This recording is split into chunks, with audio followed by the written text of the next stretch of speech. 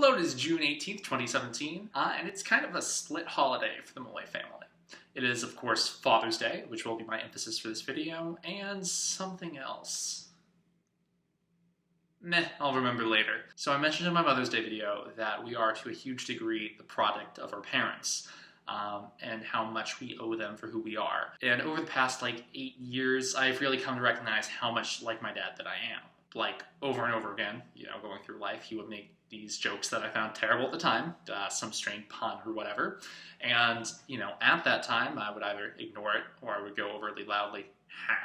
But then I started to notice that I would use those exact same jokes later. We also enjoy a lot of the same things: eating restaurant food, listening to music, lengthy conversations. We think in a lot of the same ways, and we ask a lot of the same questions. For the majority of middle school and my first year of high school, I had guitar lessons on Thursday nights. And so my dad would take me to that, and afterwards we would go get Mexican food.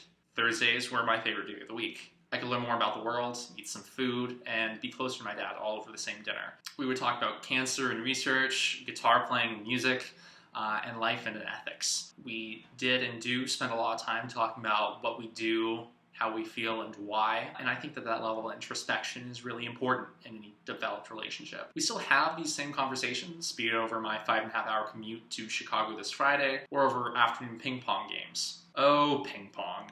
So, 3 or 4 years ago, my dad bought a ping pong table as a Black Friday special, and so we took to playing a lot. And for the first few years, he pretty consistently beat me. But lately, I think I kind of have the upper hand. Our ping pong games are a great way to check in, wake up a little bit, and are just one of my favorite things about being home. This last year, if you'll recall, was both college application and scholarship essay season, so I had to write a lot of essays. Both of my parents were incredibly helpful with this process, taking great amounts of time to help me consider and revise myriad essays. But when it came to the scholarship season, my mom was somewhat swamped with her 3 jobs, so the majority of this time I spent working on them with my dad. We dedicated an entire weekend to synthesizing and refining a bunch of these essays. And one of my favorite memories is this. So on the day that my scholarships were due, I had surgery on my right hand. And so my dad said, we could come back and still work on those afterwards. You'll have one of your hands wrapped in a cup of coffee in the other hands, and then he would be doing the actual editing that we were talking about himself. I don't know why I like that mental image as much as I do, but I do. I really enjoy working with my dad on that kind of thing.